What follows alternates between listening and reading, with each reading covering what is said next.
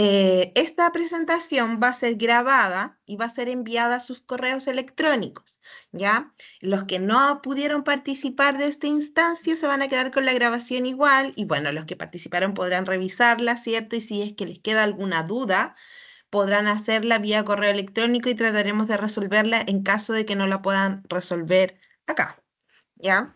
Vamos a dar la bienvenida a Lorena Plantat, nuestra intérprete en lengua de señas, que va a ayudarnos, ¿cierto?, a asegurar la accesibilidad de la información. Bienvenida, Lorena, muy buenos días. La idea es que podamos mantener los micrófonos en silencio para que me puedan escuchar, ¿cierto? No tengamos problemas con la interferencia en la comunicación. Como les mencionaba, este es el módulo 3 del programa de apoyo e inclusión laboral de personas con discapacidad, que es patrocinado por Senadis y es ejecutado por Fundación Descúbreme. Mi nombre es Ana Díaz, soy la coordinadora Zona Norte de Fundación Descúbreme, soy educadora diferencial de la Pontificia Universidad Católica de Valparaíso, tengo harta experiencia en temáticas de inclusión de personas con discapacidad, además soy diplomada en gestión del capital humano de la USAT, también soy gestora de inclusión laboral y estoy en Fundación Descúbreme desde el año 2016 y mi principal foco es liderar ciertos procesos y proyectos de inclusión laboral de personas con discapacidad en el norte de nuestro país y con especial interés en empresas mineras y prestadoras de servicio. El módulo que veremos hoy es el módulo 3, que tiene que ver con segmentos de la diversidad. Esto, para contextualizar, es un módulo bien complejo, de que tiene harta información en poquito tiempo, así que por eso les comentaba recién que este módulo va a ser grabado. Feña, si es que no has iniciado la grabación para que se inicie, parece que sí, y van a poder luego revisarlos y si les queda alguna duda o les surge alguna duda posterior, ¿cierto? Puedan hacerla a través del correo electrónico. Bueno, este módulo tiene los siguientes contenidos. Primero vamos a ver el concepto de discapacidad, ¿cierto? ¿Qué entendemos por discapacidad? La definición, algunos tipos de discapacidad, ¿cierto?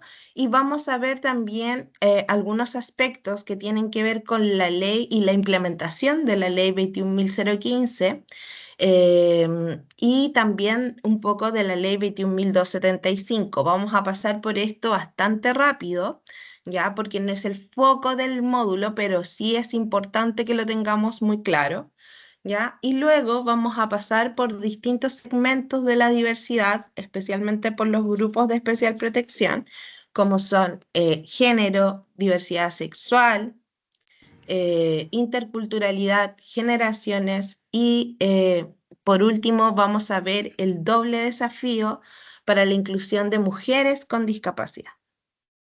¿Ya?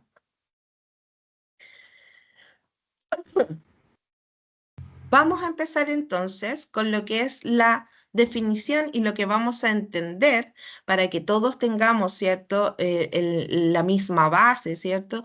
¿Y qué vamos a entender como discapacidad? Vamos a entender la discapacidad como la condición física, mental o sensorial de carácter temporal o permanente que posee, ¿cierto?, una persona que al interactuar con barreras que le coloca el entorno, se va a generar una limitación en la participación tanto en la vida social, educacional y laboral. Hace algún tiempo atrás, ¿cierto? Entendíamos la discapacidad solo como la condición clínica, la condición médica, ¿cierto? De una persona. Hoy en día entendemos la discapacidad como esa limitación que hay para participar de manera igualitaria en estos aspectos centrales de nuestra vida, que son la vida social, educacional y laboral, pero al interactuar con las barreras que me va a colocar el entorno. Hoy tenemos un enfoque entonces biopsicosocial, ¿ya? En donde la condición de la persona va a estar también influenciada por las dificultades y las barreras, murallas, ¿cierto? Obstáculos que le va a colocar la vida o el entorno en el cual se desenvuelve.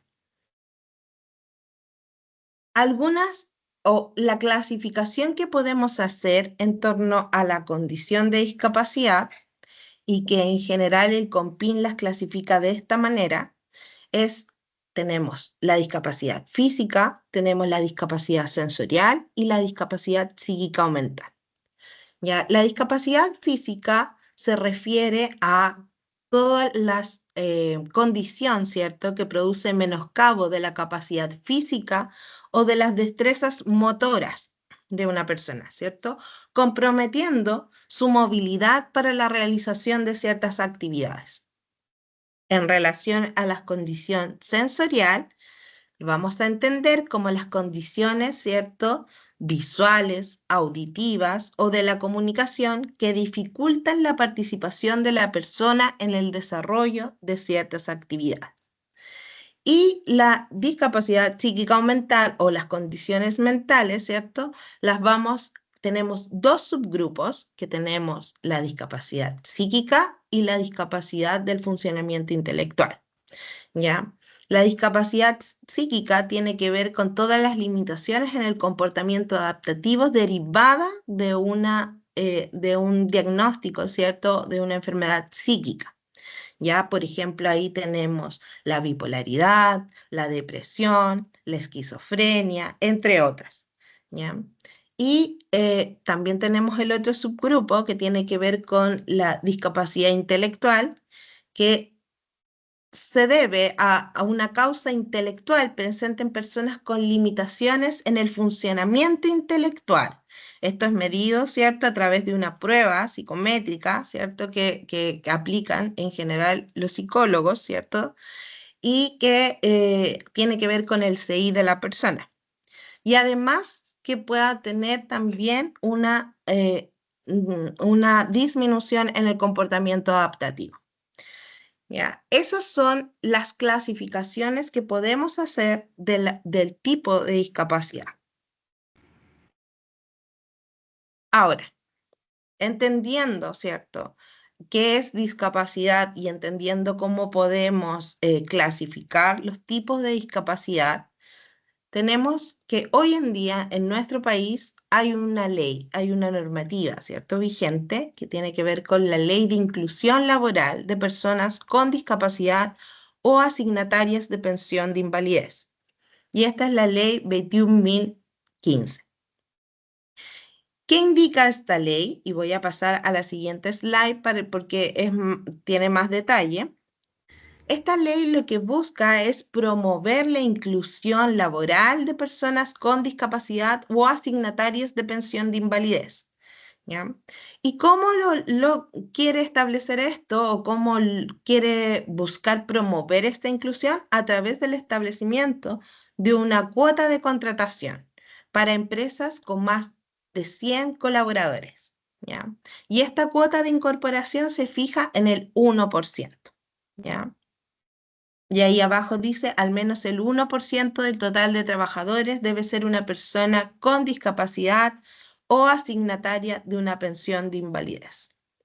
Cuando hablamos de una persona con discapacidad, esta ley es muy clara y indica que para que la persona podamos certificar, ¿cierto?, que la persona tiene una discapacidad, debe contar con su credencial de discapacidad o tener una pensión de invalidez. Bueno, esta ley tiene por objetivo y su medida principal de cumplimiento es la contratación directa de personas con discapacidad en la organización, ¿ya? Esa es la medida principal con la que van a cumplir o con la que se va a cumplir esta ley, ¿ya? Y ahí tenemos varias situaciones que revisar. Por ejemplo, el cálculo de la cuota de contratación ¿cierto? Que se debe considerar el número de trabajadores al último día de cada mes, sumarlo y dividirlo por la cantidad de meses que corresponda, ¿cierto? Y ahí el número resultante va a ser multiplicado por un 1%. Y ahí nos va a dar, ¿cierto?, cuál va a ser el porcentaje que debemos cumplir en nuestra organización. Además, los contratos que nosotros celebremos con personas con discapacidad deben obedecer al principio de la no distinción, es decir, que deben ser los mismos que para cualquier otro colaborador. No debe ser un contrato específico para personas con discapacidad, no hay diferencia en cuanto a los salarios, en cuanto a la jornada, en cuanto a los sueldos, ni nada similar. ¿Ya? Parece que se activó un micrófono. No, no, ya. Bueno, esta ley, si bien dice, ¿cierto?, que la medida principal de cumplimiento es a través de la contratación directa de personas con discapacidad, también reconoce que pueden haber casos, ¿cierto?, en los que no se logre contratar personas con discapacidad en la organización. Y para eso hay algunas razones, ¿cierto?, que nosotros vamos a tener que aducir para no haber podido contratar personas con discapacidad. Y específicamente la ley indica que pueden haber solo dos razones para las que yo no pude contratar personas con discapacidad o asignatarias de pensión de invalidez. ¿Cuáles son estas razones? Una, la naturaleza de las funciones de la organización no me permite contratar personas con discapacidad, o que haya falta de personas con discapacidad o asignatarias de pensión de invalidez interesadas en las ofertas laborales, ¿cierto?, que yo publico. Si yo tengo alguna de estas razones, la ley me permite, ¿cierto?, utilizar medidas subsidiarias de cumplimiento. Ya no se llaman medidas alternativas, sino que se llaman medidas subsidiarias. ¿Y cuáles van a ser estas medidas subsidiarias? Uno, la celebración de contratos de prestación de servicio, ¿cierto?, con empresas que tengan personas con discapacidad o asignatarias de pensión de invalidez contratadas para esas empresas, o efectuando donaciones en dinero a proyectos o a programas, asociaciones, corporaciones o fundaciones, ¿cierto?, que trabajen por la inclusión laboral de personas con discapacidad. Este punto es bien importante, porque nosotros no podemos como organización, ¿cierto?, donarle a cualquier fundación o a cualquier corporación o a cualquier institución que trabaje con personas con discapacidad. No, los estatutos deben ser claros y la organización debe trabajar por la inclusión laboral de personas con discapacidad. Además, esa organización debe tener un proyecto aprobado por el Ministerio de Desarrollo Social, adjudicatario de la Ley 21.015. No cualquier proyecto, sino que uno específicamente que sea adjudicatario de la Ley 21.015.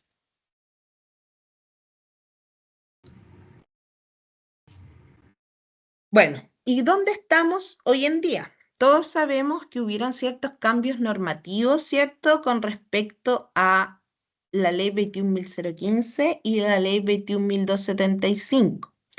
Y aquí tenemos el decreto, ¿cierto?, 36, ¿cierto?, que viene a modificar la ley 21.015 y a dictar algunas formas de cumplir la ley 21.275 de recursos humanos inclusivos. ¿Cuál fue el objetivo de este dictamen o de este decreto, perdón, de este decreto que sale en noviembre del año 2023? Fue permitir, ¿cierto?, una mejor aplicación y fiscalización de las normas de inclusión e incorporar adecuaciones, ¿cierto?, y lineamientos para el cumplimiento de la ley 21.275. Primero, ¿qué hace este decreto? Uno, modifica el periodo de cálculo del 1%. Antes calculábamos el 1% de enero a diciembre de cada año, del año anterior, ¿cierto? Eh, Ahora no, se hace de noviembre a octubre de cada año. Por tanto, por ejemplo, para el cumplimiento 2025, nosotros vamos a tomar en consideración de noviembre, ¿cierto?, del 2023 a octubre del 2024. Vamos a tomar, ¿cierto?, la planilla de cotizaciones de cada mes. Ese es el número de trabajadores que tienes al finalizar cada mes. Y luego lo vas a promediar, sumar y promediar por la cantidad de meses, que son 12. Y ahí vamos a sacar el 1%. Establece consideraciones para la utilización de razones fundadas y medidas subsidiarias de cumplimiento. Ahora, en el slide siguiente, vamos a ver en específico este punto porque hay algunas consideraciones importantes para poder elegir las razones fundadas en caso de que yo no haya podido contratar personas con discapacidad o asignatarias de pensión de invalidez. Además, modifica la fecha de pago de medida subsidiaria de donación. Antes se pagaba esta medida subsidiaria en diciembre, antes del 31 de diciembre, y ahora se establece que la medida subsidiaria se paga de manera anticipada con la declaración de enero de cada año. Y el dictamen 1536, ¿cierto? Que sale en diciembre, precisa alcances para la aplicación del decreto 36. Especifica algunas consideraciones porque este decreto no fue bien entendido, ¿cierto? Entonces sale este dictamen precisando algunos alcances. Vamos a ver. Como les decía, el periodo de cálculo, ya se los comenté, ¿cierto? 12 meses previos al 31 de octubre del año anterior a la comunicación electrónica. Acá hay un ejemplo, ¿cierto? Se tomó para solo la comunicación electrónica, ¿cierto? Del 2024 vamos a tomar, o sea, del 2025, perdón, vamos a tomar del 1 de noviembre del 2023 al 31 de octubre del 2024.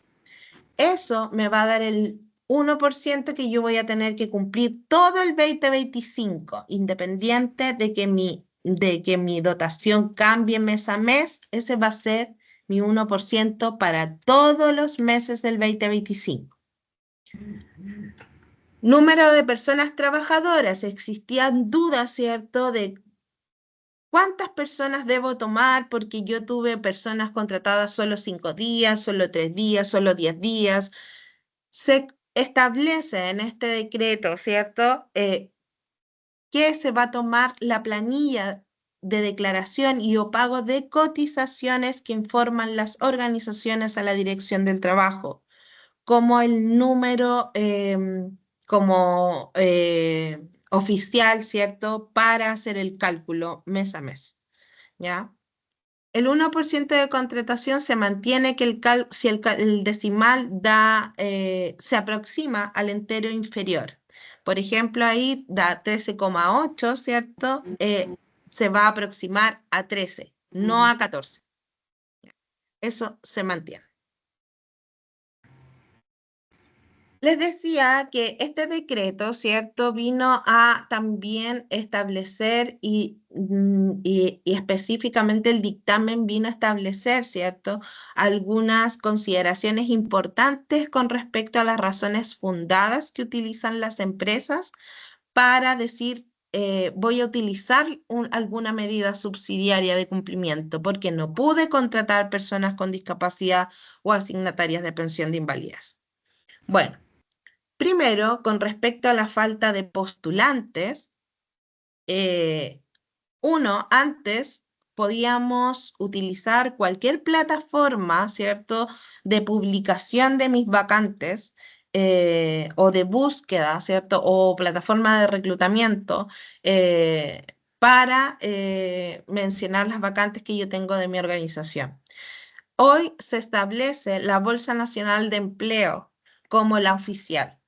¿Yo puedo tener otras plataformas? Sí, pero se establece la Bolsa Nacional de Empleo como obligatoria en el caso de que quieran utilizar la razón fundada de falta de postulantes a las vacantes que ustedes tengan. Por tanto, es importante poder activar esta bolsa.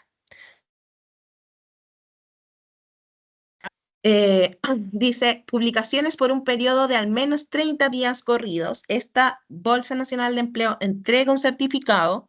Cuando ustedes seleccionen esta razón fundada, les va a dar la opción para poder subir este certificado, ¿ya? Ante el término del contrato, publicar la oferta dentro del mes siguiente al que se produce la vacante, ¿ya? Y declaración de cumplimiento, las empresas deben subir el certificado, como les mencionaba, de la Bolsa Nacional de Empleo. En relación a la razón fundada de que las naturalezas de las funciones de mi organización no me permiten contratar personas con discapacidad o asignatarias de pensión de invalidez, primero, este dictamen dice, este decreto dice, ¿cierto?, que se excluye el giro principal de la empresa. Teníamos empresas que, por ejemplo, decían, el giro era elaboración de explosivos. Como mi giro dice elaboración de explosivos, la naturaleza de las funciones de mi organización no me va a permitir contratar personas con discapacidad. Hoy se excluye esa posibilidad de aducir al giro debido a que no toda la empresa elabora explosivos, ¿cierto? Contamos con áreas administrativas, contamos con áreas operativas, contamos con otros puestos en donde los riesgos, ¿cierto?, pueden ser menores. Y también tenemos bastantes tipos de discapacidad, ¿ya? Entonces, la verdad es que se excluye esta posibilidad de aducir al giro. ¿Qué dice este decreto para poder utilizar esta razón fundada? Es que deben realizar un informe de todos los puestos de la organización, demostrando que ningún puesto puede ser desarrollado por una persona con discapacidad o asignataria de una pensión de invalidez. Eso, además, debe estar firmado tanto por el representante legal de la empresa como por el gestor de inclusión laboral.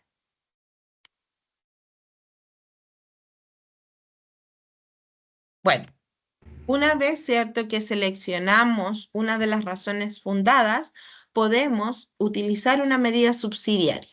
Las medidas subsidiarias, cierto, que vimos son la contratar o tener empresas prestadoras de servicios, cierto, que tengan personas con discapacidad trabajando para ellos. Y en relación a esto dice que las personas con discapacidad subcontratadas deberán prestar servicios de manera efectiva para la empresa principal. Es decir, por ejemplo, si una minera tiene una empresa de alimentación y está utilizando la minera como medida subsidiaria a la empresa de alimentación, ¿cierto? Y a las personas que tiene contratada la empresa de alimentación, esas personas con discapacidad o asignatarias de pensión de invalidez deben estar trabajando en esa faena minera, en esas instalaciones en particular, ¿ya? Eso es lo que quiere decir esta indicación. Informar los números de cédula e identidad de las personas trabajadoras que prestan servicio específicamente en la empresa obligada, ¿ya? Es decir, la empresa prestadora de servicio va a tener que entregar los números de RUT, ¿cierto?, a la empresa mandante, y la empresa mandante va a tener que subir estos RUT como personas contratadas a través de empresas prestadoras de servicio. Es importante que las empresas prestadoras de servicio, o si ustedes utilizan esta medida o quieren utilizar esta medida subsidiaria, puedan tener la conversación de que los registros electrónicos laborales de las personas con discapacidad o asignatarias de pensión de invalidez deben estar actualizados. Si no, cuando suban ese RUT, no va a aparecer como persona con discapacidad, ¿ya? En relación a las donaciones, deberán ser realizadas en el mes de enero, eso ya lo comentamos, ¿cierto?, del año de envío de la comunicación electrónica de forma previa a su remisión. Este año, solo por este año, se salió el decreto 56, ¿cierto?, que es un decreto transitorio que le permitió a las empresas solo por este año, como no podían, como tuvieron que donar, ¿cierto?, en diciembre y luego tenían que donar nuevamente en enero, por este nuevo decreto, ¿cierto? Se les permitió y salió este decreto 56 que daba un plazo, una prórroga de pago de esta donación, ¿cierto? Hasta junio del 2024.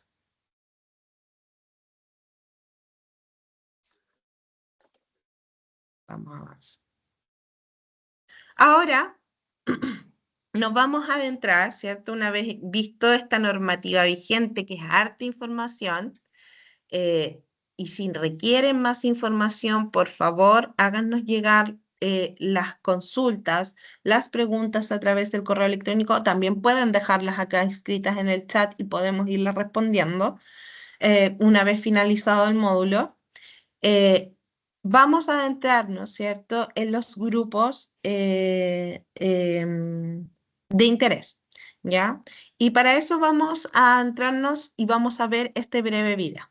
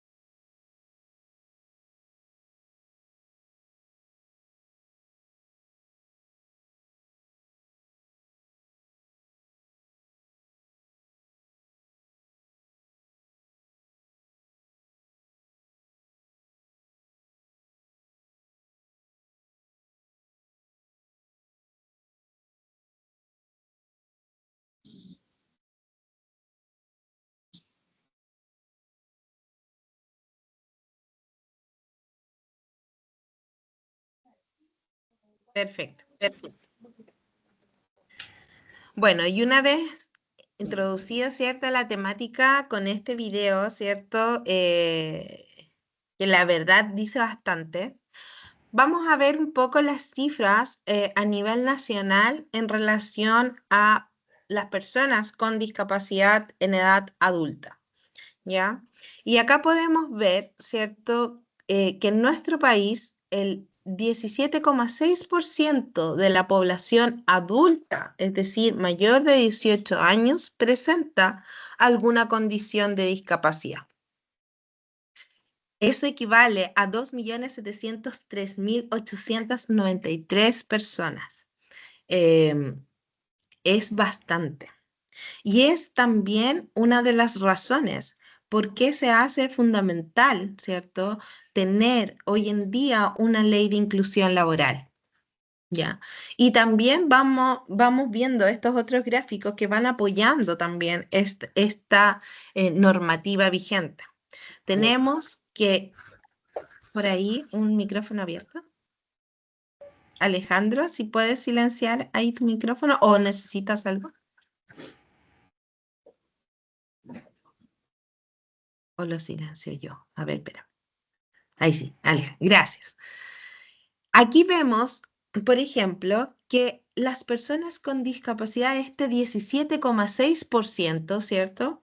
La gran mayoría, un 21,9 y un 16,6 de este 17,6%, se concentran en los quintiles con más nivel, con mayor nivel de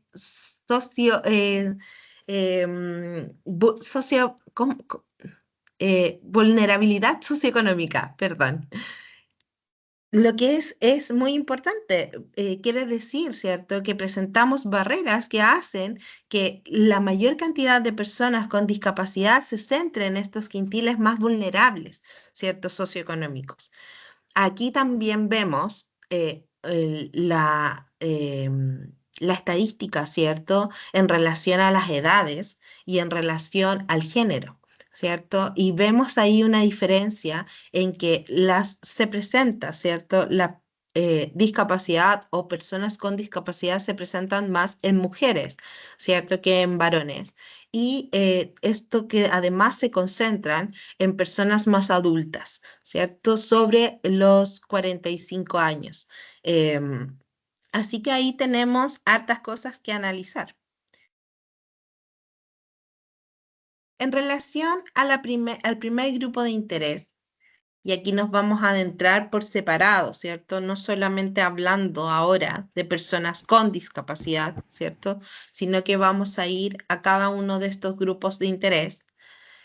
Vamos a empezar, ¿cierto?, con el tema de género. Y aquí tenemos, ¿cierto?, estos dos conceptos que tienden a confundirse. Tenemos sexo y tenemos género, ¿cierto? Sexo tenemos que entenderlo como las diferencias biológicas que existen entre hombres y mujeres, ¿ya? Tales como genética, hormonales y reproductivas, ¿ya? En cuanto a género, lo vamos a entender como la construcción cultural de las diferencias entre los sexos, ¿ya? ¿Qué se piensan que son los hombres y qué se piensan que son las mujeres? Aquí tenemos también los roles de género, cómo deben comportarse los hombres y las mujeres, ¿cierto? Se generan ciertos roles de géneros que van definiendo cómo se deben comportar las personas según el género, ¿cierto? Que les fue asignado al nacer. Así se han establecido una serie de normas, patrones y estereotipos que se han normalizado a tal nivel que parecen intrínsecos, ¿cierto?, inherentes al ser humano, como si estas diferencias fueran naturales, ¿ya? Ejemplos de esto son el comportamiento doméstico, ¿cierto?, encargarse de los niños y las labores de aseo o del hogar, ¿cierto?, los aspectos físicos como la forma de vestir, ¿cierto? Mujeres con vestido, con maquillaje, la forma de hablar, por ejemplo, cuando decimos habla como señorita, ¿cierto? Rasgos de la personalidad. Las mujeres, por ejemplo, tenemos que ser suaves, dulces, incluso las ocupaciones. Las mujeres en general suelen asociar, por ejemplo, a las áreas de servicio, humanidades, habilidades blandas. Se asume que si eres mujer, eres enfermera y si eres hombre, eres doctor, ¿ya? Tenemos, por ejemplo, cuando hablamos de comportamiento doméstico, algunas personas esperan que las mujeres se encarguen de los niños, cocinen, limpien las casas, mientras que los hombres se encarguen de finanzas, de los automóviles, de las reparaciones, ¿cierto?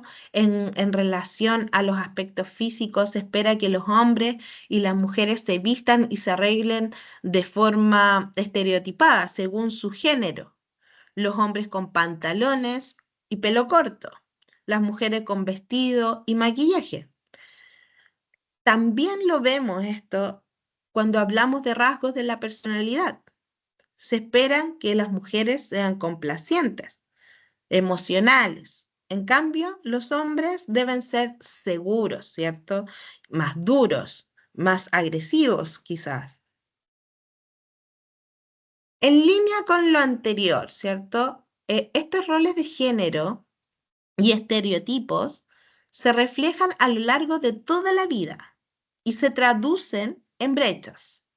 Por ejemplo, en los primeros años y en la niñez se ven reflejados en cómo la crianza y los intereses que proyectan los padres influyen en las personalidades, en las aspiraciones y habilidades de los niños. Por ejemplo, los juegos para niños y niñas, o que el niño tiene que ser constructor como su papá. Lo mismo en la adolescencia y la juventud. Se van inculcando, ¿cierto? Roles tradicionales de género. La mujer asociada a un hogar y al cuidado, ¿cierto? Y estos roles que vamos instaurando, ¿cierto? Pueden generar distintas problemáticas. Por ejemplo, embarazo adolescente, violencia, abandono escolar. ¿Para qué voy a continuar preparándome? ¿Para qué voy a continuar estudiando si yo debo cuidar el hogar? ¿Ya?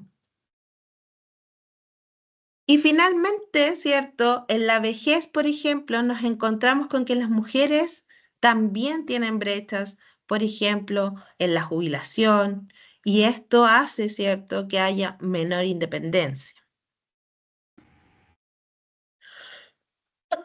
Acá vemos alguna estadística importante que tiene que ver con respecto al género, ¿ya? Y vemos que la población, ¿cierto? En nuestro país, un 52,4% de la población adulta es población femenina, mujeres, y un 47,6% es población de hombres, ¿ya? En cuanto a la participación laboral, de ese 52,4%, participa solo el 52% de las mujeres adultas poseen una participación laboral. Y del 47,6% de los hombres en edad de trabajo, el 73% participa del mercado laboral. Al consultarle, ¿cierto?, el por qué no participa del mercado laboral, de este 52 o de este resto, ¿cierto?, 40 y tantos por ciento que no participa del mercado laboral, 35,3% dice que no participa del cuidado del hogar en relación a las mujeres, por el 35,3% no participa del mercado laboral por el cuidado del hogar en las mujeres.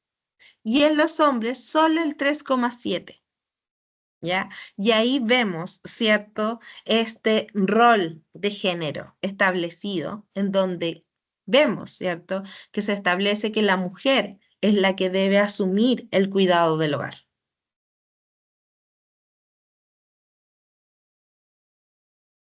Diversidad sexual y de género. Este es un grupo bien complejo, ¿ya? Porque tiene muchos conceptos y conceptos que van evolucionando constantemente, ¿ya? Primero tenemos orientación sexual. La vamos a entender como la atracción física, emocional o romántica que se siente hacia una persona según su género. La identidad de género es la percepción particular respecto del propio género, el cual puede corresponder o no al sexo biológico, ¿ya? Y luego tenemos este otro concepto importante que vamos a ver en detalle, ¿cierto? Que tiene que ver con el término que comenzó a utilizarse para incluir a distintas orientaciones sexuales e identidades de género, que es el LGTBIQ+. Este término comenzó a usarse en los años 90, cuando se empezó a hablar abiertamente de minorías sexuales, ¿ya? En un principio se hablaba solo de LGB, ¿ya? Lesbiana, gays y bisexuales.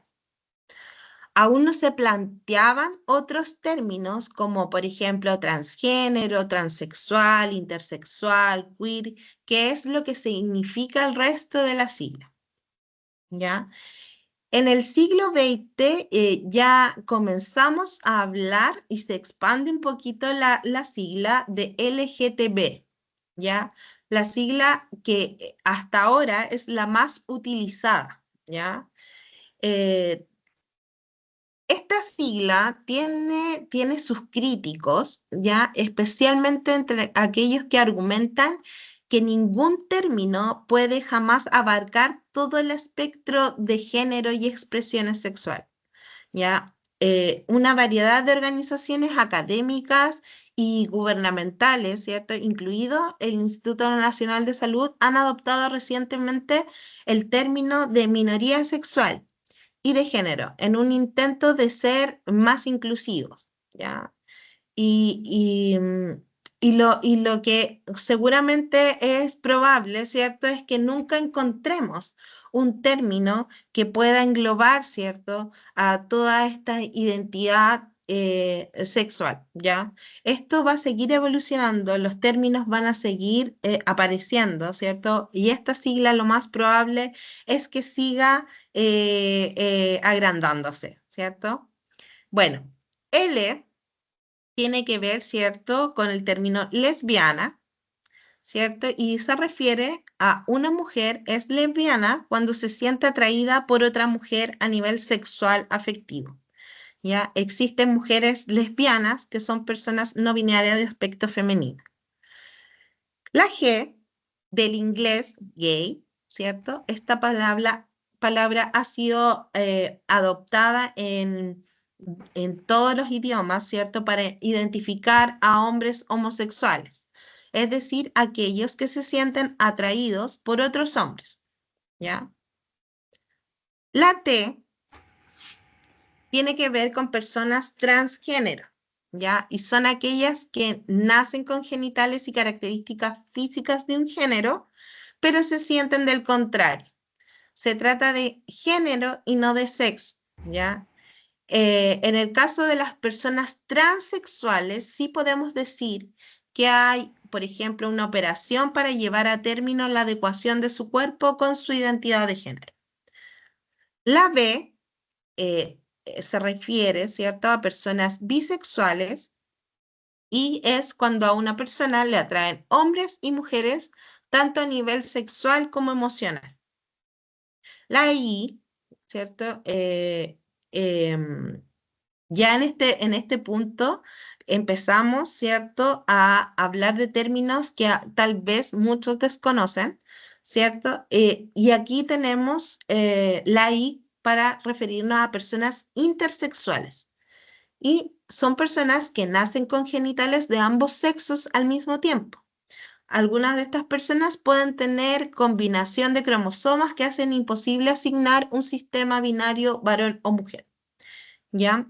Y tenemos también la Q, que sale también en esta sigla, y este es el término queer. Dentro de este colectivo están todas aquellas personas que no se identifican con ninguna etiqueta y que quieren vivir su identidad sexual de forma libre y sin discriminación. Se habla también de género fluido, ¿ya? Queer es un término tomado del inglés que se define como extraño o poco usual, esa es su traducción. Se relaciona con una identidad sexual o de género que no corresponde a las reglas establecidas de la sexualidad y de género, ¿ya? Y luego tenemos el más, el signo más, ¿cierto? Y que ahí tenemos una serie de términos, por ejemplo, pansexuales, omnisexuales, tenemos demisexuales, asexuales, etcétera. ¿Ya? Como les digo, lo más probable es que esta sigla, ¿cierto?, se siga alargando porque cada vez van apareciendo más términos y como lo dicen varios expertos, es muy difícil que podamos utilizar solo un término para poder explicar la diversidad de género, ¿cierto? O diversidad sexual que existe, ¿ya? Acá algunas cifras que podemos obtener ¿cierto? En relación a diversidad sexual, porque es importante ver las cifras y esto tiene que ver con el que podamos, ¿cierto?, llevar esta realidad nacional a la realidad de mi organización. ¿Ya? Y ver cómo esta realidad nacional también va impactando en estos cambios en mi organización y cómo se van manifestando, ¿cierto? Estos grupos de interés y cómo yo voy también planificando mi estrategia para ir apuntando, ¿cierto?, a estos grupos de interés. Diversidad sexual, tenemos que en nuestro país, ¿cierto? Tenemos un 3% de nuestra población se reconoce como persona lesbiana o gay, ¿cierto? Un 4% como bisexual, un 2% como pansexual o asexual y un 2% como trans o no binario, ¿ya? En cuanto a la temática de discriminación a población LGBTIQ+,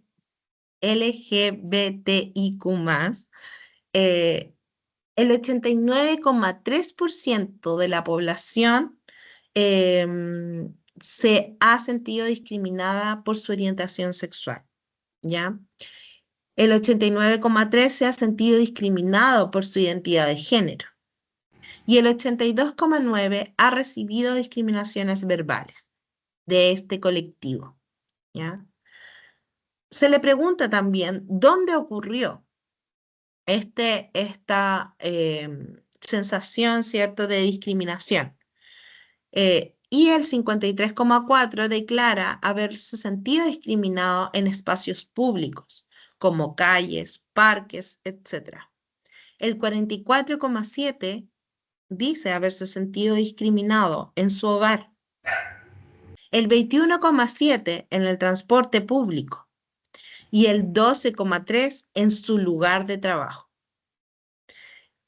Esto es súper importante porque tenemos un 12,3% de personas trans, lesbianas, bisexuales, pansexuales, ¿cierto?, que se sienten discriminadas en su lugar de trabajo. Hoy tenemos también, no debemos olvidar, ¿cierto?, tenemos la ley Karim, que hoy nos obliga, ¿cierto?, a poder capacitar a nuestras organizaciones en acoso laboral, en temáticas de discriminación, etc. ¿Ya? Por tanto, es importante poder extrapolar estas estadísticas y esta realidad nacional a mi organización.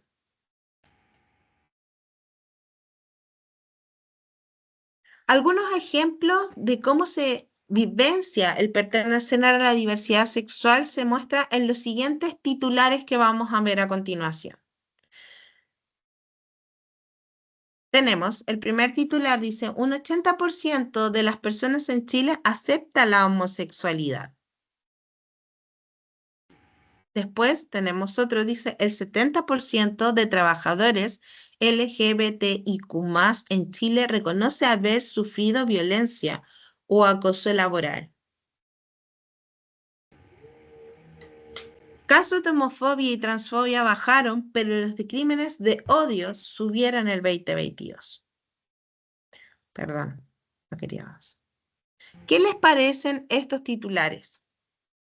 Me gustaría si es que puede alguien activar su micrófono y le gustaría comentar qué les parecen estos titulares.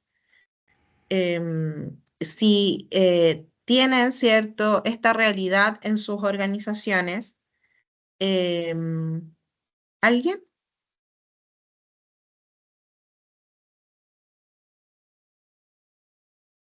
Para no hacer tan monótona la presentación.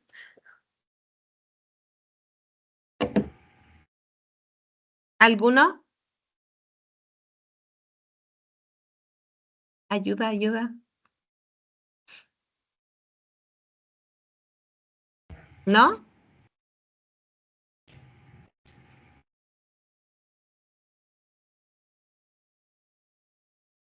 Bueno, a mí me parece que es complejo, ¿cierto?, que haya un titular que diga que el 80% de las personas en Chile acepta la homosexualidad versus que un 70% de personas de, que se reconocen, ¿cierto?, dentro del colectivo LGTBIQ+, dice haber sufrido violencia o acoso laboral.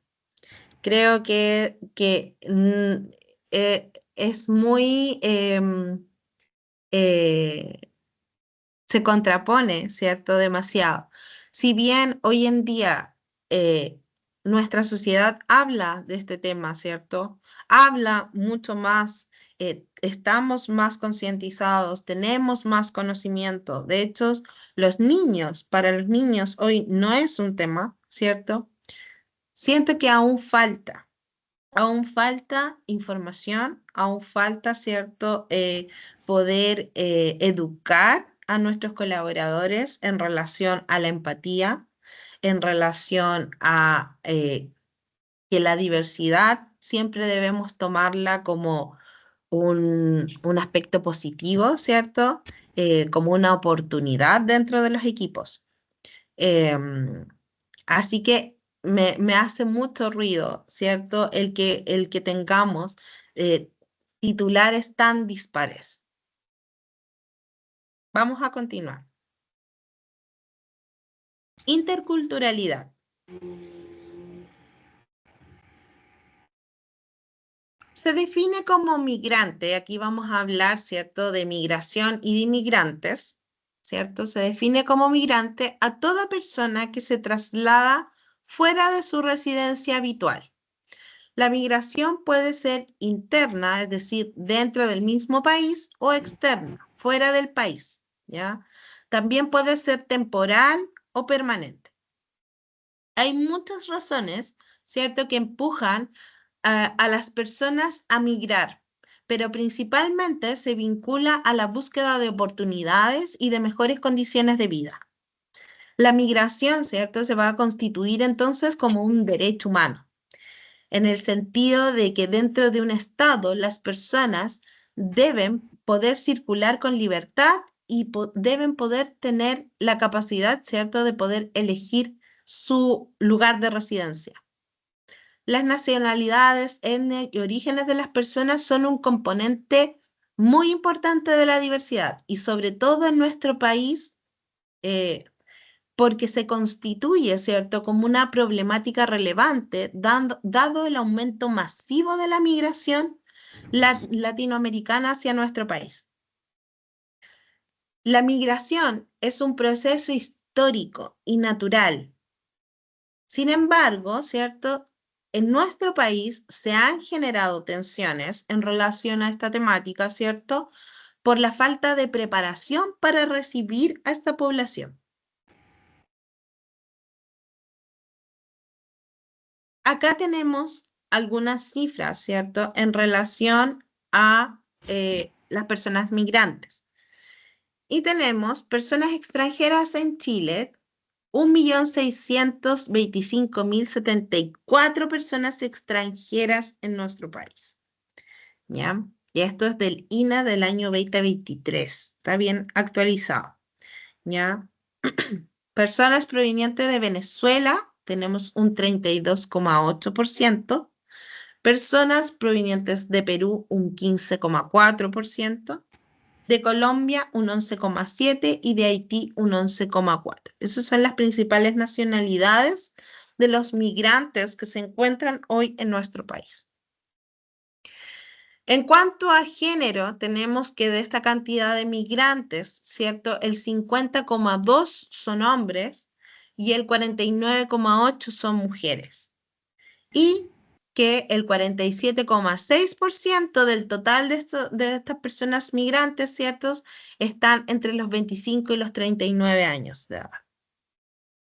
En cuanto a la participación laboral, del total, ¿cierto?, de personas migrantes en edad de trabajo, se encuentran activas el 79,7%.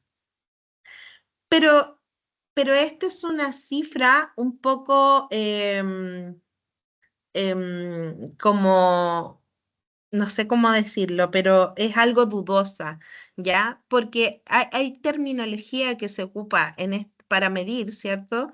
Que finalmente igual podemos entender que hay barreras. Si yo veo solamente un 79,7% de las personas migrantes se encuentran activas en cuanto a la participación laboral, digo, ¡hoy, bien! Es un porcentaje alto. Sí, pero acá tenemos, por ejemplo, que de esas, un 73,8 se encuentran realmente ocupadas. Y ocupada significa en trabajo formal y en trabajo informal, ¿ya? O que puede haber estado dentro del mes en algún trabajo o realizando alguna actividad, ¿ya? Y 5,9 se encuentran desocupadas actualmente, pero que en el mes realizó alguna ocupación. Entonces, no es que el 79,7% de las personas migrantes estén en un trabajo formal, con salud, con todo lo que corresponde, ¿cierto? Cuando uno tiene un contrato de trabajo formal.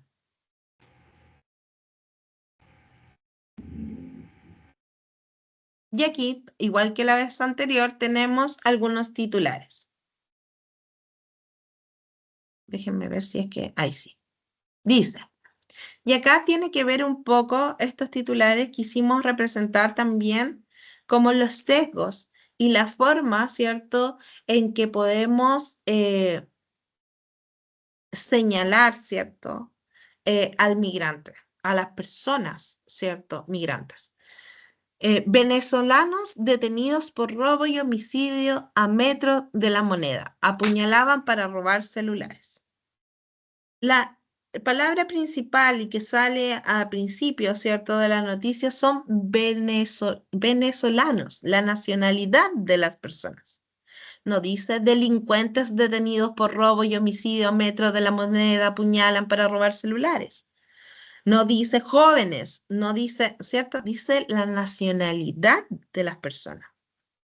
Por tanto, eso genera ciertos sesgos, ciertos estereotipos, ciertos prejuicios al leer las noticias, ¿ya?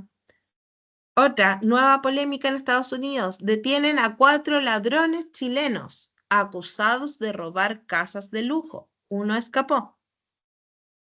Recuerdo esta noticia y recuerdo también que muchos viajaron a Estados Unidos y fueron interrogados en migración. En Estados Unidos también iban a entrevistar a personas en Estados Unidos y los chilenos no los queremos.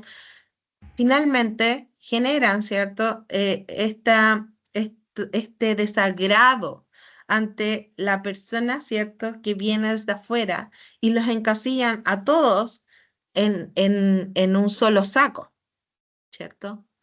Y bueno, esta cifra ya la revisamos recién. Migraciones cifra en 1,6 millones la población extranjera en el país. El 90% de ellos está en situación regular o en tramitación.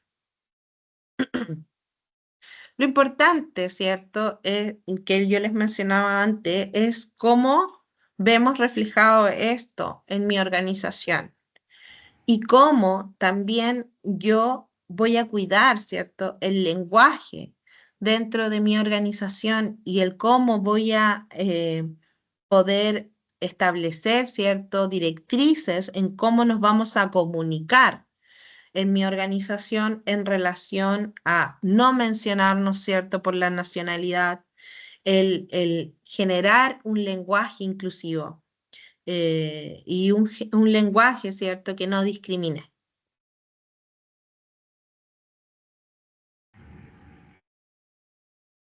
En relación a generaciones, aquí, ¿cierto?, vamos a hablar de las edades, ¿ya? Este conjunto ¿qué vamos a entender por generación? Vamos a entender como el conjunto de personas que habiendo nacido en fechas próximas y recibida educación e influjos sociales y culturales semejantes, adoptan una actitud en cierto modo común en el ámbito de pensamiento de la creación. Esta definición es extraída de la RAE en el año 2014, ¿ya?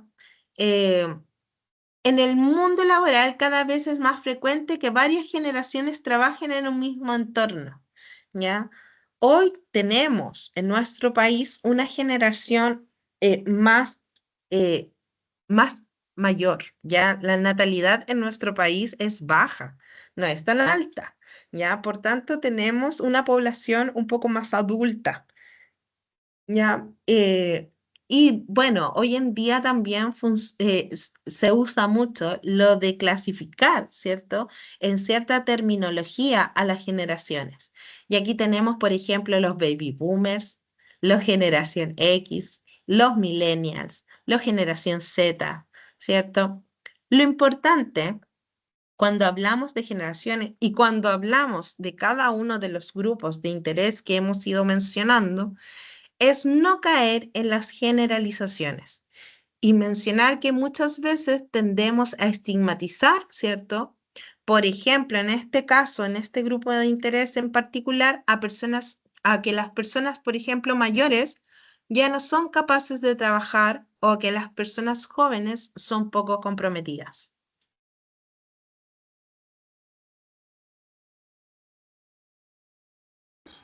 Ahora, ¿cuáles son los desafíos, ¿cierto?, para las organizaciones específicamente para las áreas o los profesionales, ¿cierto?, del área de recursos humanos en relación a eh, las generaciones, ¿cierto? Em, los profesionales de recursos humanos, ¿cierto?, van a desempeñar un papel crucial en la gestión de la diversidad de generaciones en el lugar de trabajo. Y algunos de los desafíos claves que van a tener que enfrentar incluyen, por ejemplo, la comunicación efectiva. Cada generación, ¿cierto?, tiene su propio estilo y preferencia de comunicación. Es súper importante, ¿cierto?, que las áreas de recursos humanos promuevan, ¿cierto?, esta comunicación efectiva y adaptada a las preferencias de cada generación. Muchas veces utilizamos términos que algunas de las generaciones no van a entender, no van a comprender, lo que va a afectar, ¿cierto?, la comprensión de esa información. Por tanto, como recurso humano vamos a tener que revisar todos estos procesos de comunicación, ¿cierto?, interna, y vamos a tener que lograr un consenso de cómo nos vamos a comunicar eh, en igualdad de condiciones, ¿ya? Estilos de trabajo y expectativas laborales. Las diferentes generaciones pueden tener diferentes estilos de trabajo y expectativas laborales. Es súper importante que los profesionales del área de recursos humanos, ¿cierto?, puedan identificar y abordar estas diferencias para garantizar, ¿cierto?, la satisfacción y el compromiso de los colaboradores, ¿ya? También otra área importante y clave como desafío es el lograr, ¿cierto?, el desarrollo profesional y de formación de los colaboradores. Debemos, ¿cierto?, asegurarnos de que las oportunidades de capacitación y desarrollo estén adaptadas a las necesidades y a las preferencias de cada generación que va a componer mi organización. ¿Ya? La idea, ¿cierto?, de esto es promover, ¿cierto?, el aprendizaje continuo y el crecimiento profesional. Eso es una estrategia, ¿cierto?, de retención de talento, ¿ya? Pero debemos tomar en cuenta que existen distintas generaciones, por tanto tienen distintos intereses y distintas formas también de poder desarrollar sus capacidades, ¿ya? Em,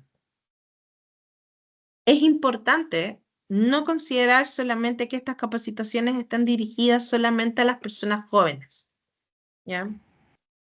Y en relación específicamente a la retención del talento, ¿cierto? Eh, en un entorno de diversidad generacional creciente, ¿cierto? Cada vez vamos a tener más generaciones en mi organización. Es importante, ¿cierto?, que por distintas razones las personas mayores quieren y tienen interés en seguir trabajando, por lo que es importante poder retener ese talento. Y ahí vamos a tener que tomar, ¿cierto? Y determinar los ajustes razonables necesarios para que estas personas, ¿cierto?, puedan desarrollarse en sus distintos puestos de trabajo.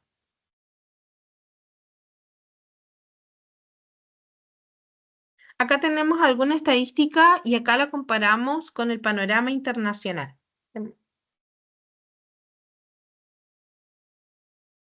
El panorama internacional dice que al 2030 una de cada 6 personas en el mundo tendrá 60 años o más. Yo les mencionaba en un inicio, nuestra población es más adulta, ¿ya? La natalidad no es tan alta en nuestro país, ¿ya? Son personas más adultos jóvenes en adelante, ¿ya? Y eso es un panorama también a nivel mundial. 10% a 22%, el porcentaje de personas mayores de 60 años entre el 2015 y el 2050 casi se duplicará. Ya, esas son como las estimaciones que hay a nivel internacional. En relación a nuestro panorama nacional, tenemos que el porcentaje de personas mayores de 60 años corresponde a un 18,1%. Es un porcentaje bastante alto. Son 3.648.428 personas en nuestro país con más de 60 años, ¿ya? Y acá tenemos el porcentaje de personas con discapacidad, ¿cierto? Mayores de 60 años, hay un 32,6%. Ahí también vemos, ¿cierto? Cómo la interseccionalidad entre el concepto de generación mayor, ¿cierto? Y discapacidad.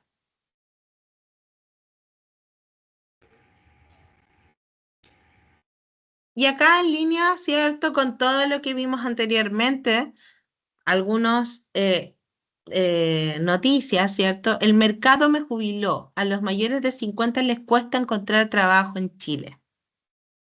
Y es extraño porque cuando vemos avisos de trabajo dicen 10 años de experiencia, 7 años de experiencia, pero las personas mayores eh, dicen, ¿cierto? Y sienten que les cuesta encontrar trabajo, cuesta que los reconozcan o que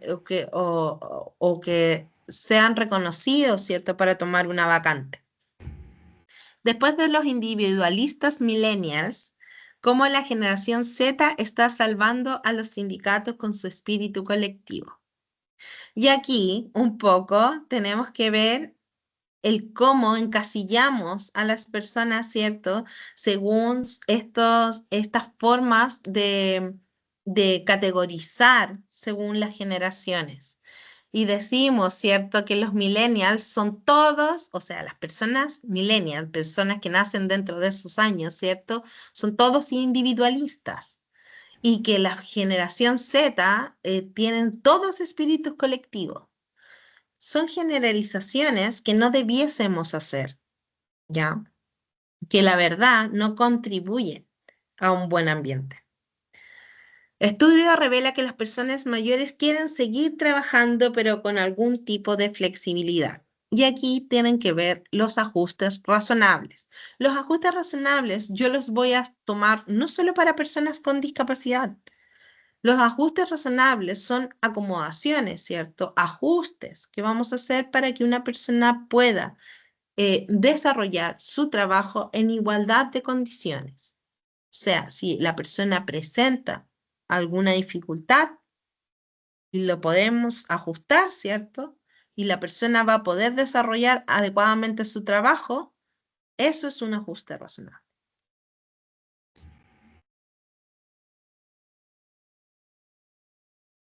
Hemos visto entonces en esta extensa jornada eh, grupos de interés, discapacidad, diversidad sexual y de género, interculturalidad y generaciones. Y acá vemos estos grupos de interés, ¿cierto? Y las principales barreras a las que se enfrentan estos grupos de interés. Vemos, ¿cierto? Las personas con discapacidad.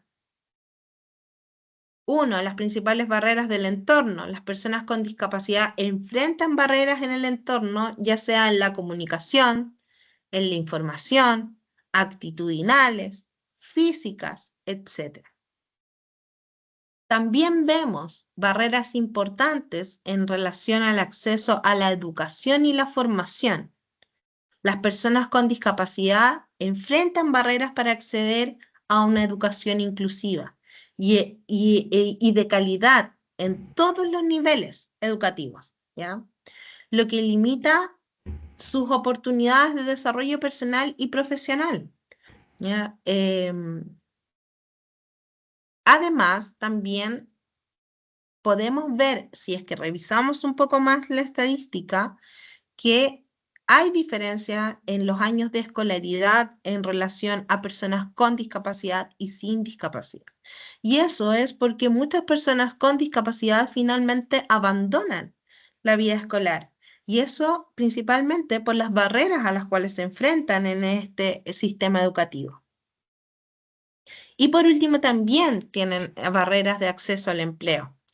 Las personas con discapacidad enfrentan desafíos para acceder al empleo y enfrentan tasas más altas de desempleo y subempleo en comparación con personas sin discapacidad, lo que limita su independencia económica y su participación en la fuerza laboral.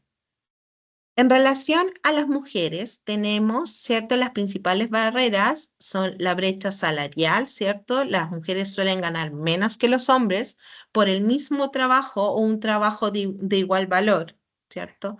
Además, también se enfrentan a las dobles jornadas de trabajo, es decir, asumen una carga desproporcionada de trabajo no remunerado, como, por ejemplo, las tareas domésticas, el cuidado de los hijos y familiares además de sus trabajos remunerados. Y además presentan dificultades, ¿cierto? Importantes para la conciliación del trabajo y la familia. Y es por eso que vemos cifras altas en no participación del mercado laboral en género femenino, ¿ya? Hay dificultades importantes para que las mujeres puedan equilibrar sus responsabilidades laborales con sus responsabilidades familiares, lo que afecta finalmente, ¿cierto?, el desarrollo profesional y su bienestar personal. En relación a las personas de diversidad sexual, ¿cierto?, tenemos la principal barrera, ¿cierto?, es la falta de reconocimiento legal y de los derechos civiles, ¿cierto?, y que pueden ser obstáculos para obtener el reconocimiento legal de su identidad de género o de su relación de pareja. Eso puede afectar o limitar su acceso a derechos civiles básicos, como por ejemplo el matrimonio, la adopción, la herencia, etc. Además, cuentan también con faltas de redes de apoyo, porque enfrentan muchas veces rechazo y falta de apoyo, no solo por parte de la sociedad, sino que de su misma familia, ¿ya? Debido, ¿cierto?, a su condición o a su orientación sexual o a su identidad de género. Eh, También, ¿cierto?, pueden sufrir de violencia o acoso. En relación a las personas migrantes, las principales barreras, ¿es cierto? Em, es, por ejemplo, las barreras lingüísticas. Pueden enfrentar dificultades para comunicarse en el idioma del país en el cual se encuentran residiendo, ¿cierto? Lo que limita su acceso a los servicios, empleos, educación, etcétera. También tienen dificultades en el acceso al empleo y o vulnerabilidad laboral. Ya las personas migrantes a menudo se encuentran en empleos precarios, informales o temporales, ya donde enfrentan salarios bajos, condiciones laborales peligrosas, explotación, falta de protección laboral y social. Y por último, ¿cierto? También se enfrentan a la falta de redes de apoyo. Muchos de ellos se encuentran solos, ¿cierto? Separados de sus familias. Por tanto, no tienen una contención. emocional en el país en donde resida. Y en relación a las personas mayores, uno, el desempleo. Las personas mayores enfrentan dificultades para encontrar empleo o mantenerse en el mercado laboral debido, ¿cierto?, a la percepción de que son menos productivas o menos capaces que los trabajadores más jóvenes, lo que puede resultar en un desempleo o subempleo involuntario. El edadismo también tiene que ver con que las personas mayores pueden enfrentar estigmatización y discriminación basada en su edad, lo que afecta su autoestima, confianza y bienestar emocional. Eh, y eso va a limitar su participación en la sociedad y obviamente en el empleo, ¿ya? Y por último, también pueden presentar aislamiento social. Las personas mayores experimentan, ¿cierto?, este elemento social y soledad debido a que a medida que va avanzando la edad, van perdiendo amigos, van perdiendo seres queridos, además se enfrentan a la obligación casi de, ¿cierto?, jubilarse, a la falta de oportunidades de participar activamente de la sociedad y de la comunidad en la cual se encuentran insertos. Además, estos grupos, ¿cierto? Estos 5 grupos también tienen que enfrentar discriminación, estigma, enfrentarse, ¿cierto?, a los estereotipos y a la falta de representación tanto en el ámbito laboral, social y político.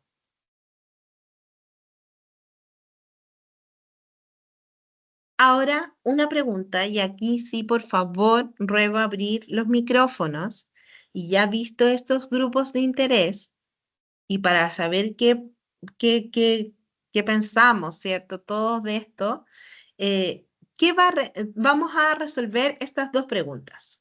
¿Qué barreras y desafíos visualizan en sus organizaciones para llevar a cabo la inclusión laboral? ¿Y qué acciones implementarías en tu trabajo para disminuir las barreras identificadas? Puede ser con respecto a cualquiera de los grupos.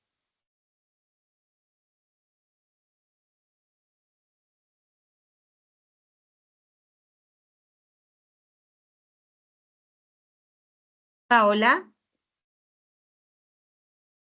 Hola, buenas tardes. hola Paola, Primero que todo, gracias.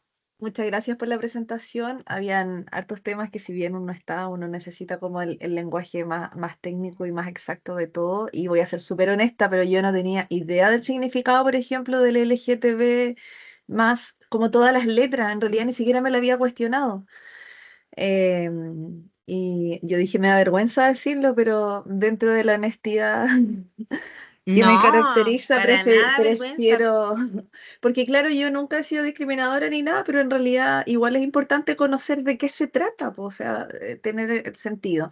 Respecto a las barreras y desafíos que visualizo en la organización para llevar a cabo la inclusión laboral, si bien yo trabajo en la inclusión con estudiantes, yo creo que independiente con quién uno trabaje, si en el ámbito como más laboral o con estudiantes o con empleados o en quien sea, yo creo que falta un lenguaje, una cultura más inclusiva en el lenguaje. Pero el lenguaje, ojo, no lo voy a decir esto de una forma sarcástica ni nada, estoy hablando súper concretamente, no solo el tema de la E, porque yo lo he visto, por ejemplo, que hay profesores que tratan de ser, o empleados que tratan de ser súper inclusivos ocupando la E. Pero al momento de decir, oye, ¿cuántas personas tú tienes identificadas, por ejemplo, con movilidad reducida? Entonces te dicen, no, tengo un estudiante en silla de ruedas. ¿Ya? Entonces, ese detalle de que no se sepa, eh, que no se tenga conocimiento del lenguaje que está relacionado más con aspectos de la inclusión, en el fondo con la cultura inclusiva, creo que es un gran desafío en el que estamos trabajando, pero ha sido súper difícil, porque como hay mucha movilidad reducida en este caso, que es el ejemplo que puse nomás, de repente no les dan el pase en el ascensor, porque no se ve, po.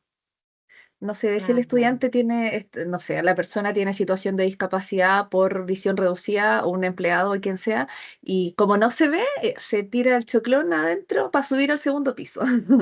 Entonces yo creo que esa es una de las barreras, el que nos falta buscar alguna estrategia más potente que permita sociabilizar aspectos que tienen que ver con el lenguaje de la inclusión, ¿ya? Por ejemplo, el tema de baño para discapacitados, cambiarlo al 100%.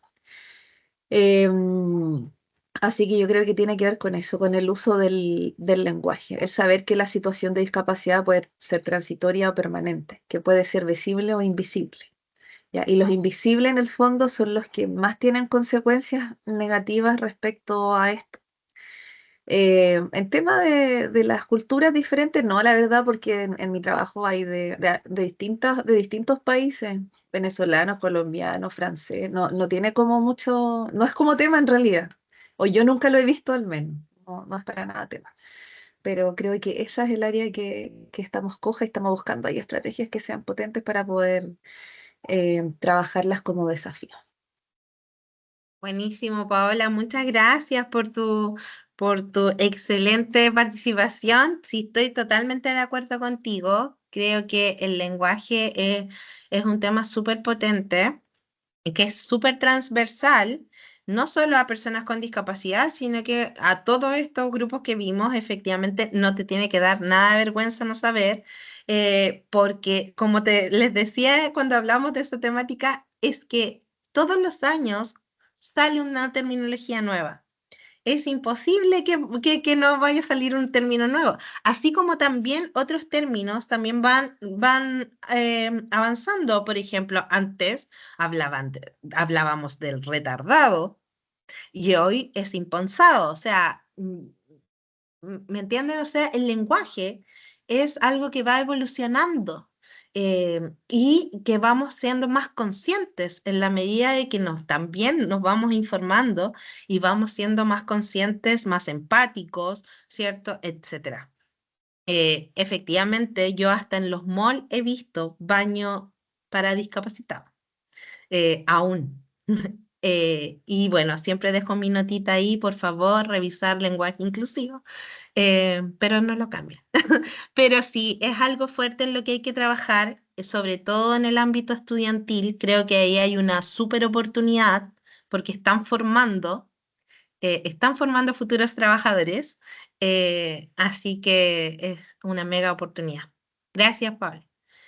Aquí hay otra manito levantada, por favor. No veo el nombre Sí. porque como tengo Ca- la presentación. Ya, hola, mi nombre es Carolina, yo soy de Punta Arenas. Yo Hola, Carolina. trabajo con adolescentes infractores de ley en un centro privativo de libertad. Y dentro de Perfecto. las barreras que hemos podido identificar está asociar las diversidades sexuales. Tenemos compañeros, funcionarios y funcionarias con distinta orientación sexual y este año en particular, bueno, es un contexto muy machista donde uno trabaja, ya sea por la cultura de los mismos jóvenes, ¿ya? Ajá. Pero también de los funcionarios, trabajamos con gendarmería y una cultura bien machista. Este año se generó utilizamos radios, se utilizan radios Mm. para comunicarse. Entonces, a través de esos implementos en donde uno no ve caras, se generó una situación de molestar a un compañero que es gay. Mm. Y claro, eso generó una situación que no nos había pasado en otras oportunidades, muy compleja, que genera que el funcionario se vaya con licencia. Y las autoridades tampoco tomaron mucho carta en el asunto frente a la situación, porque además eh, todo queda en el anonimato, Claro. al ser a través de las radios. Y otra barrera que es barrera, aún no nos ha sucedido, es que nos preguntamos qué pasa si llega, por ejemplo, un chico o una chica trans. Nosotros tenemos segregación por edad, por calidad jurídica, somos un centro muy pequeño además, entonces si hay tenemos segregación también por dificultades que puedan tener los mismos chicos entre ellos. Entonces, claro, ¿qué hacemos cuando nos llegue un chico o una chica trans? ¿Con qué los ponemos? ¿Los hacemos un espacio aparte?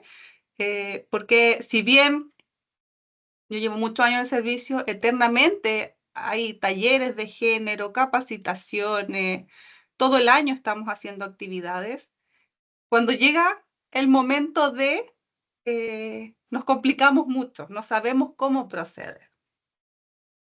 Esa es Sí, como bueno, bueno, y dentro de las acciones con los funcionarios, yo creo que es súper difícil derribar todo lo cultural que uno trae consigo desde la crianza.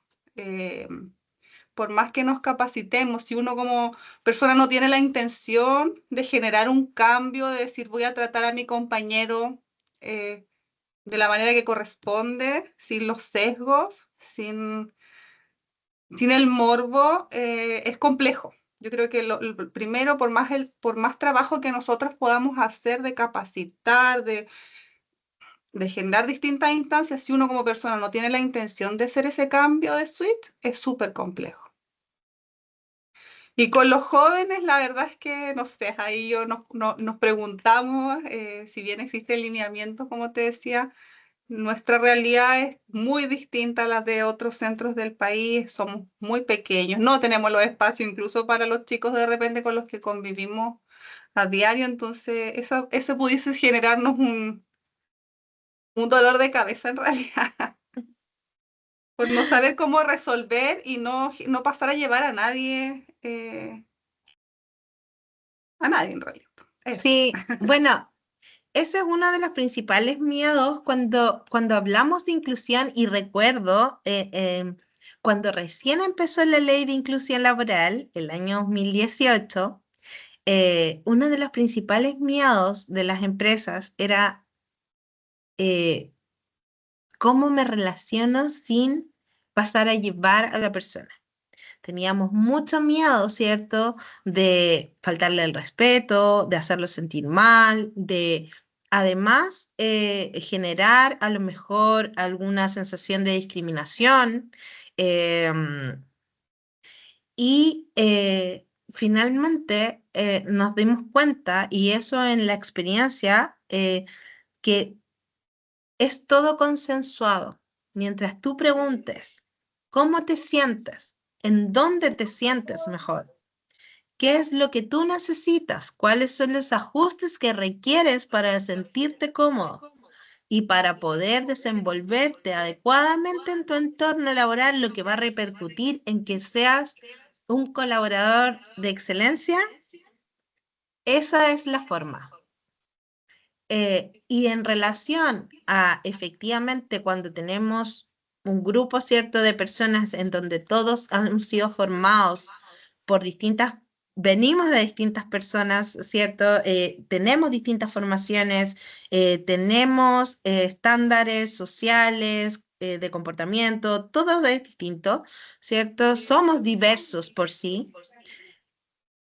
Es por eso que la ley también solicita, ¿cierto?, el establecimiento de protocolos de el cómo me debo comportar, ¿cierto?, dentro de los lineamientos de la inclusión y la diversidad que está implementando mi organización como colaborador. ¿Cómo me voy a relacionar con mi par?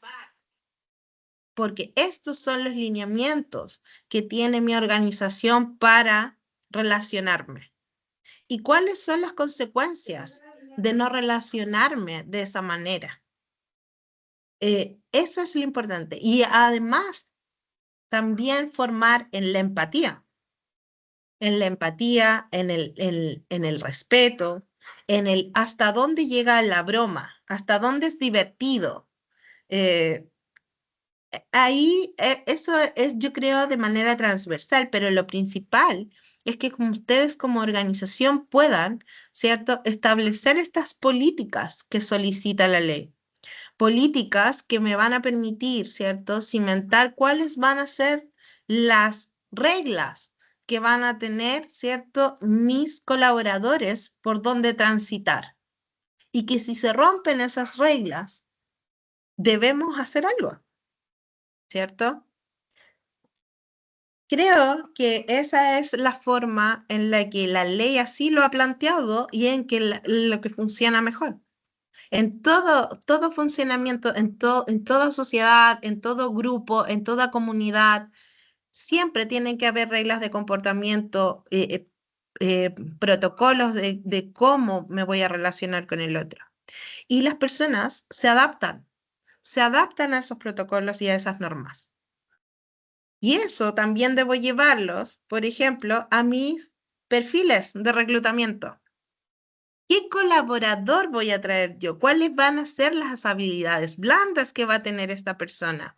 Y a lo mejor también debo hacer esa revisión, ¿cierto? De cuáles van a ser mis perfiles, cuáles van a ser mis descriptores, etcétera. Es un trabajo complejo, no es simple, es arduo, yo lo sé, porque incluye cambios muy desde los cimientos de la organización. Pero si no lo hacen así y comenzamos a solo contratar personas con discapacidad, solo contratar personas migrantes, solo personas mayores, y no hacemos nada más, tengan por seguro que vamos a cometer muchos errores que son dolorosos, son errores muy dolorosos tanto para la organización como para las personas.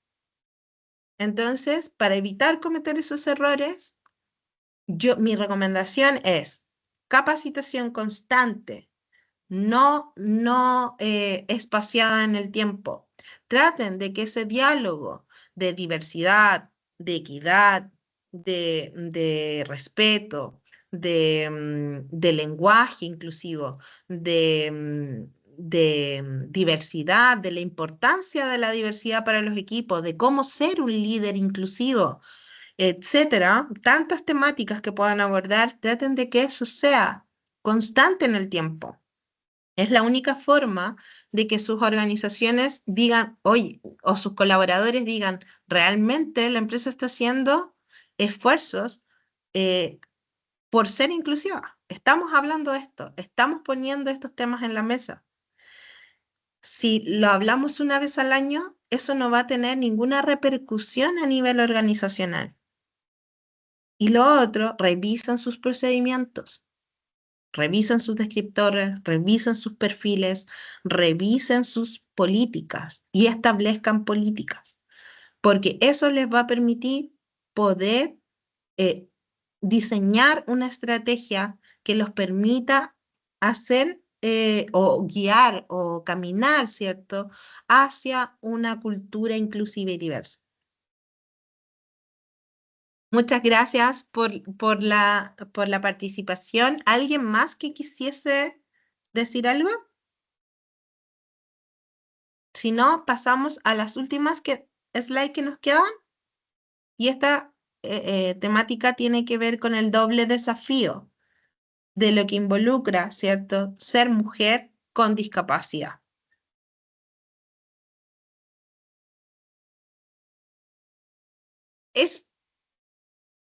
¿Por qué hablar de género y discapacidad? Y creo que en el módulo anterior o en los módulos anteriores hablaron del concepto, ¿cierto?, de interseccionalidad.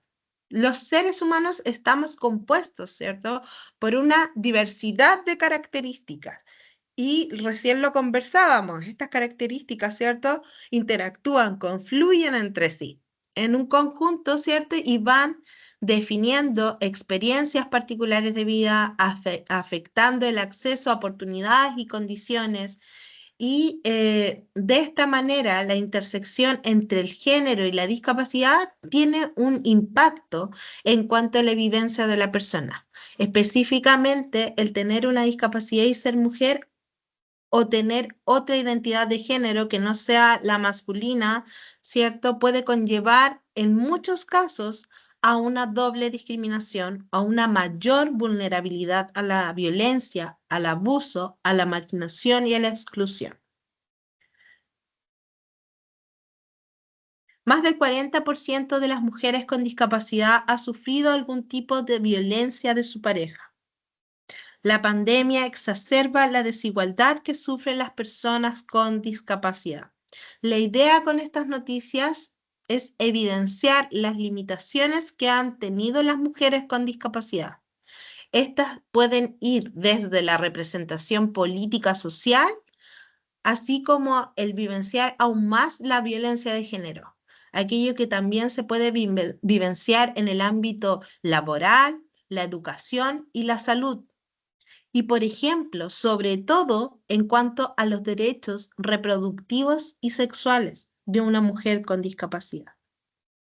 ¿A cuántas adolescentes con discapacidad, cierto, le han dicho a las mamás, es que vas a tener que operarla para que no tenga hijos? Así de violento es ser una mujer con discapacidad. Acá tenemos, y lo vamos a repasar muy rápidamente, ustedes pueden revisarlo después posterior, ¿cierto? Porque después van a quedarse con esta grabación. Y tenemos, ¿cierto?, algún marco normativo que viene, ¿cierto?, a delimitar y arreglar o a defender, ¿cierto?, los derechos de mujeres con discapacidad. Y acá tenemos en el ámbito internacional la Convención sobre la eliminación de todas las formas de discriminación contra la mujer. Esto fue en 1979 y reconoce expresamente la discriminación contra la mujer solo por el hecho de serlo. La convención tiene como finalidad eliminar efectivamente todas las formas de discriminación contra la mujer, obligando a los estados a reformar las leyes con tal fin y discutir sobre la discriminación en el mundo. ¿Ya? Después tenemos la Cuarta Conferencia Mundial sobre la Mujer en Beijing, que fue en 1995. No se centró exclusivamente en discapacidad, se reconoció la importancia de abordar las necesidades y preocupaciones específicas de las mujeres y niñas con discapacidad en el contexto más amplio de la promoción de la igualdad de género y de los derechos humanos. Y luego tenemos la Convención sobre los Derechos de las Personas con Discapacidad, específicamente el artículo 6, esta es la Convención del año 2006, ¿cierto? En donde se reconoce la intersección entre la discapacidad y otros factores, incluido el de género, ¿ya? Y establece disposiciones específicas para abordar las necesidades y preocupaciones de las mujeres y niñas con discapacidad.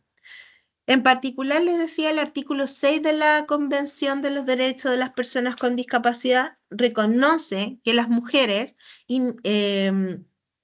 niñas, ¿cierto?, con discapacidad enfrentan formas múltiples o agravadas de discriminación en la sociedad y establecen la obligación de los estados de tomar medidas para garantizar a las mujeres y niñas con discapacidad el disfrute pleno de todos los derechos humanos y libertades fundamentales.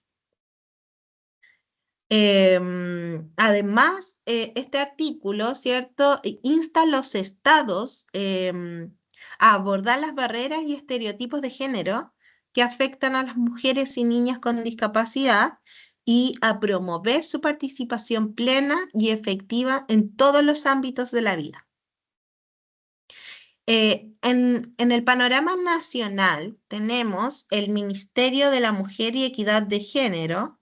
Si bien en Chile no hay alguna ley que hable específicamente sobre las necesidades de las mujeres con discapacidad, sí se firmó la Convención sobre los Derechos de las Personas con Discapacidad el año 2008. Por ejemplo, está este Ministerio de la Mujer y Equidad de Género, ¿cierto? El ministerio actúa, ¿cierto?, como órgano rector y vela por la coordinación, consistencia y coherencia, ¿cierto?, de las políticas, planes y programas en materia de equidad de género, los que deberán incorporarse en forma transversal en la actuación del Estado. Eso es lo que menciona este ministerio.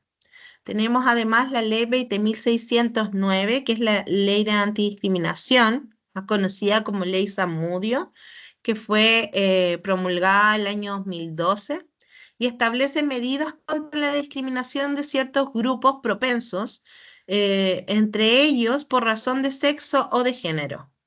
¿Ya? Y tenemos, por último, la ley 21.015 de inclusión laboral, ¿cierto?, y que ya la explicamos previamente y que tiene por objetivo el promover la inclusión eficaz de personas con discapacidad o asignatarias de pensión de invalidez en el mundo laboral, en empresas con más de 100 colaboradores.